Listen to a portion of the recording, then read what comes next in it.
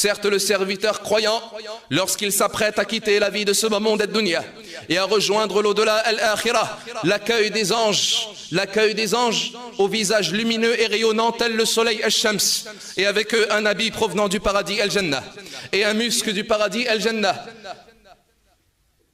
Et s'approche avec eux l'ange de la mort, Malakul Maut. L'ange de la mort s'assoit alors près du mort, près de l'agonisant.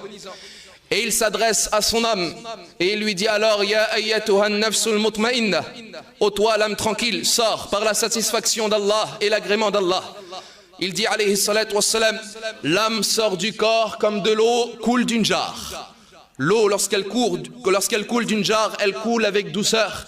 Eh bien, l'âme du croyant sortira du corps avec douceur. L'ange de la mort la récupère alors. Puis les anges al-malaïka ne laissent pas l'instant d'un clin d'œil. Et il s'empare de l'âme qui se trouvait dans les mains de l'ange de la mort. Il la récupère alors et il l'embaume du parfum du paradis al-jannah et l'habille du linceul du paradis al-jannah. Et ils la font monter dans le ciel as-sama et ils arrivent au premier ciel. L'ange gardien du premier ciel dit: à qui appartient cette âme? Quelle bonne odeur!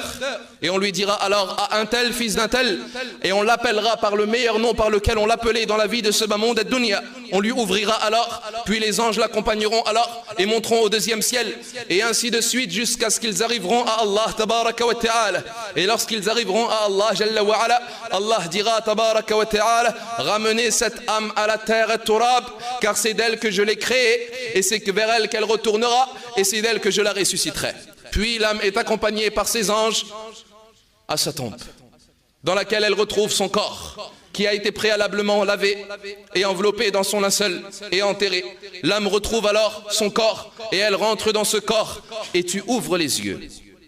Et tu te retrouves alors dans cette tombe, vivant parmi les morts al-amwat, dans une autre dimension et dans un autre monde. Ce n'est plus le monde de ce bas monde ad-dunya ya Abdallah. Ne pense pas que lorsque si on te déterrera, on te trouverait vivant. Tu n'es plus dans ce bas monde ad-dunya. Désormais tu es dans l'au-delà al-akhirah, mais vivant. Ton âme est revenue dans ton corps. Tu ouvres les yeux, tu te trouves alors sous une tonne de terre. Tu ressens alors ce poids. Tu souffres désormais. Et te viennent alors les anges qui te questionneront. Et ils t'assoient alors et ils te posent ces questions d'une apparence effrayante et terrifiante, et ils te disent: Man Rabbouk, qui est ton Seigneur?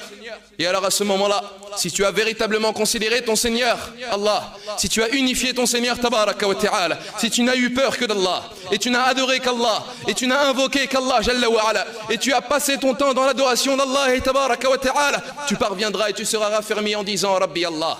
Puis ils te demanderont: Ma dinouk, quelle est ta religion? À ce moment-là, si tu as considéré ta religion comme la religion de l'islam, si tu as vécu pour l'islam, sacrifié pour l'islam, passé ton temps pour l'islam, donné secours et victoire à l'islam, tu répondras alors dini al-islam. Et à ce moment-là, ils te poseront la question: Man alladhi ursila ilayk, quel est l'homme qui a été envoyé? Man nabiyouk, qui est ton prophète? À ce moment-là, si tu as considéré Muhammad alayhi salatu wassalam comme ton prophète et ton messager, tu as suivi sa sunna, tu as appris son comportement, tu as appliqué, tu l'as défendu, tu as appris sa vie et la vie de ses compagnons, tu répondras Nabiyyi Muhammadun sallallahu alayhi wa sallam.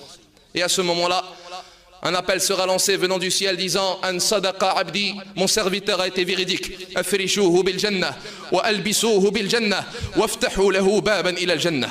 Habillez-le de paradis et installez-le dans des lits du paradis et ouvrez-lui une porte vers le paradis al jannah. Ta tombe sera alors élargie et tu ne verras même pas à portée de vue et à l'horizon, et des matelas et des tapis et des oreillers seront installés et tu vivras désormais dans les délices de la tombe si tu as effectué des actions qui te permettront d'être protégé du châtiment de la tombe, adabul qabr.